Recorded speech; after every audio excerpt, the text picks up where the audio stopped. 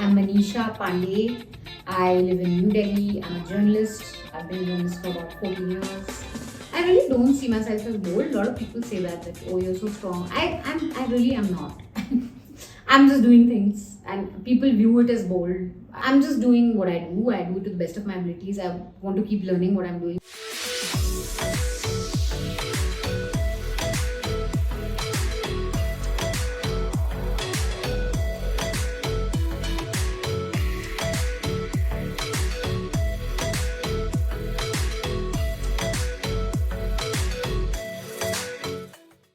There's a lot of honesty in the kind of work that I do. Good, bad. I mean, there's always scope for improvement, but I feel proud that I've been true to who I am. Nothing's fake.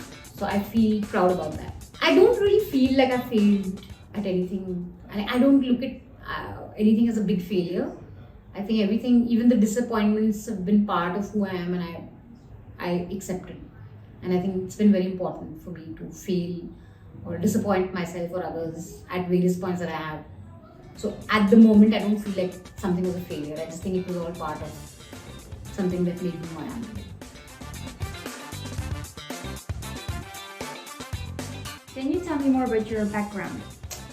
So I grew up all over India because my father was in the army. Then I did my college from Chandigarh. I think my first love was the stage. I was part of a theatre group and I really loved this whole process of making something. So my college years were they just went by very quickly and in a haze, and all I really remember very clearly about being in college is that I really liked theatrics, dramatics and the stage. However, in India, there's not much you can do if you're a theatre actor. It's a hard life if you're just on the stage. You have to make your money by either doing films or ads or being in Bollywood or being in television. So you have to supplement that, and the other part of it I didn't really enjoy. I never saw myself as somebody who could be on TV. So I decided I should end my love affair with theatre.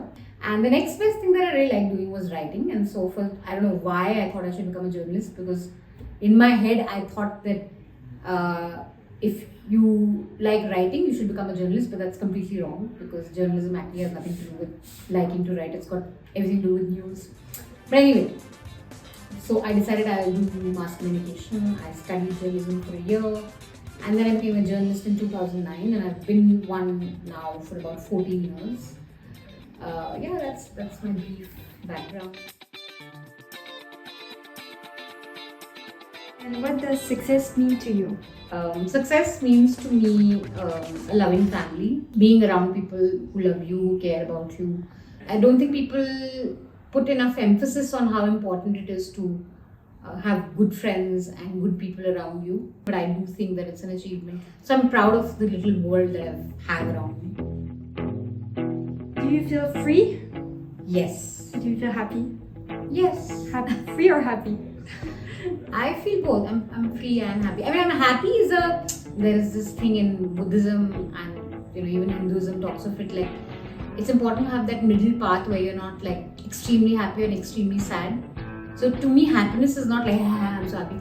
It's that middle path where things are fine, you're calm, you're in touch with yourself, and that's to me is happiness. Just that middle path of being. Something you would like to change about you? Something I would like to change about me. Overthinking. I tend to overthink a lot, so I'd like to change that. And something you would like to change about the world? Just a little more empathy, just being able to listen to each other is what I'd really like the world to like. Just get over what you think is right or wrong, or what you think is listen to the other person. I think the great thing is that women are really good listeners, and that really helps as a journalist to be able to listen. And that's why I think male journalists, I also find them sometimes too full of themselves. They just want to go and talk about themselves, what they think, what their view is. Men can sometimes just be really consumed by their own understanding of the world. So being a woman makes you really strong, because you can really listen and empathize with people. I don't know if it's a good thing, but I can really sometimes be very understanding towards everything that happens. The worst of situations or the worst of people, I can sometimes really understand them in a way that is forgiving. I don't know if you think about it. That's a super nice But that's, it's not always smart, and I've learned that really late. But I think my superpower is that I can really see the good in everything and everyone and every situation. Like I can make sense of everything in my head. So women tend to judge themselves a lot. Yeah. What is the one thing you're judging yourself for? Are you self-critical? I'm very self-critical. Like that is also one thing I want to change about myself. I really, I can never be happy with myself. I'm always like, oh, I did this wrong, I did that wrong. And again, I think this is something subtle that a lot of women in workplaces go through. They are not fully confident of what they do, even when they're doing 200%. So that also works for them sometimes, because then they really excel at what they're doing, because they're constantly second guessing themselves. They're constantly thinking, okay, I could have done this better, I could have done. There's a lot of self-doubt, which can be really bad sometimes if you let it cripple you. But sometimes that little self-doubt also makes you want to do better and better and helps you succeed. So it's a fine balance, I think. I think journalism is one of the few professions in India, especially if you're an English language journalist. Broadly, newsrooms have become good. Back in the 60s, there weren't even toilets for women in newsrooms. Women weren't allowed to go on assignments that were considered, tough, like a riot situation or a war, or even reporting on politics was something that it was like, oh, women don't do it, women just cover flower shows, or I don't know. But I think a lot of my seniors have already fought that battle, so it's been relatively easier for people of my generation. But the challenges for women remain, I think, when it comes to pay. The same amount of work you put and a male counterpart puts, you're likely to be paid less. So somehow I think people still feel that women are just earning as a pocket money, Like men are earning because they need to take care of their family, and women are just earning because it's a hobby, it's extra money. And what's your advice to aspiring female journalists? It's a very tough profession, very demanding on your time. It is not a profession where you earn very quick money very easily. It takes time. So really enter it if you love news, if events excite you, then you're in the right space. But then really think about it, I think. According to the largest study on media representation, women make up only 1/4 of the people who are heard, read, or seen in the media. So do you think, journalists unconsciously reproduce this bias? A lot of women are entering the workforce, but something somewhere happens that they're not able to reach the top. In India, at least, you don't have any woman editor. Not that you don't have any, but you have very few, 2 or 3 women who've risen to the top. So that's also a huge thing, that you enter, but somehow you don't reach the top. And that is something that the media needs to look at pretty strongly and fix. Do you think media reproduces stereotypes, or they convey new values and can change society? I think they have a huge role in changing societies and conveying new roles, but often they do fall into that stereotypical role, by the way it portrays even sometimes crime stories where a woman may have been killed, or may have been assaulted. Details like what she was doing, what she was wearing, whether she was drinking or not, who she was with, often make into news, and that's completely wrong. And they promote a stereotype that if you're a certain sort of a woman, then you deserve a certain kind of treatment. You normalize that.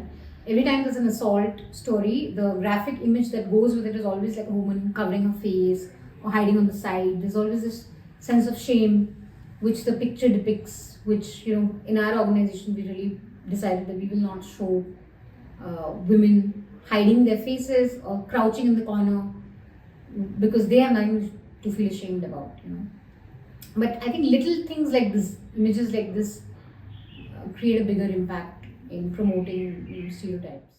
Do you identify yourself as a feminist? Yes, absolutely. And what does it mean for you? It means equal opportunity, it means dignity. Equal opportunity and dignity. That's what it means. And is it a label that is well accepted? Yeah, I think there are stereotypes around it, that you're an aggressive man hater if you're a feminist, or that you're difficult and you're unnecessarily creating problems. I don't really bother about it. I think it's very natural for any woman to be a feminist. From what you told me, the feminist movement is spreading in India. But going through my interviews, most of the women couldn't answer the feminist question. So I wonder why. I think maybe because it really depends where you are. Maybe in rural parts of India, we have had environment movements in India that have been led by women, like the Chipko movement, which is a very famous one, where it was a movement against cutting of trees in the hills. I come from the hills in India. Women are at the forefront of the agrarian economy. They are the ones on the fields working, because most of the men either migrate for work back to the plains, or they're working somewhere else. So they're doing a lot of things for themselves. They're decision makers also, but maybe they don't have the term for it, what they do. Like maybe feminism is a Western concept, it's alien to them, it's different language, but they are still very much feminists, I think. So maybe it's a problem of language and a concept. Okay. And I went to Kamatikura, which a few years back made the news due to the protest to legalize prostitution. Yet the woman I interviewed there doesn't even know about her basic rights. So are you speaking like on behalf of like women of your class, or in the name of all women? No. India is very diverse, and I can never speak for all women in India. There's diversity in language, in religion, in regions, in ethos, in culture, in outlook, and I mean, we're just such a diverse country that it will be very unfair for me to say that I'm talking about everyone here. Of course, there's a lot to do in terms of awareness about your rights, about what you deserve, about solidarity between different groups of women also. So I would not be surprised, especially in an area like Kamatikura, because a lot of these girls, they're trafficked at a very young age. They're forced into it, and so they're really just grappling with life. I think for them to even think about feminism is just, it is so out of their reality. Even sitting and thinking, sometimes it's a privilege, like, oh, I'm a feminist, or it's very few privileged women who sometimes can voice it. But I guess what I'm trying to say is, just because a lot of women may not voice that opinion or may not have the exact word for it, doesn't mean that they're doing very feminist work in their area, which is fighting for equal opportunity, fighting for rights, looking at pay parity and stuff like that in their own little ways. So for me, I think that is feminism. And yet this lack of representation that I talked about women in media, it's even more pronounced for women from historically marginalized groups. Yeah. Why, like, how can we include these voices, and why is it still so hard? India, and especially in the media, fares very badly when it comes to representation of Dalit women, who are the most marginalized, I think. There are now some very amazing platforms that have come up, where you have women from marginalized backgrounds leading those groups, and I think it's thanks to the internet space that they have had a voice, and it's still very bad in the mainstream media space. And I think the reason why it is so is because we don't even recognize the problem, and we don't have good data to understand that there's a problem.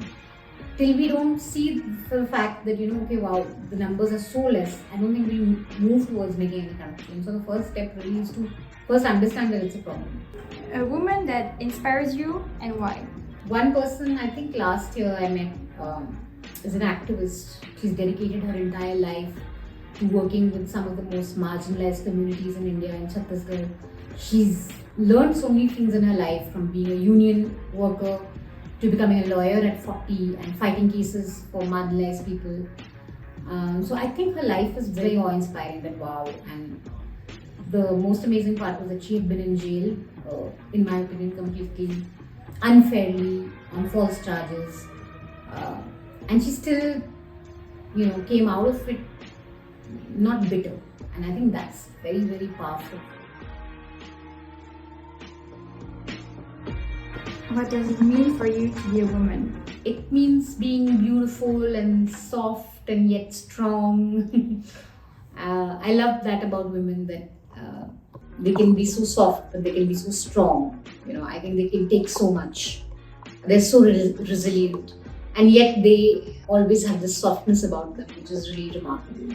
So yeah, it's about being strong, it's about being empathetic, it's about this great mixture of being really soft yet strong. I mean, if I was to be born again, and in India you have that whole concept of being born again and rebirth and all that, I would just always want to be a woman. I just love being a woman. What is your advice to women of the world? My advice to women of the world: don't be shy to take what is yours. Demand it. And I think this is something I tell myself also. If you've done something, just don't be shy of claiming it and taking it and demanding it for yourself.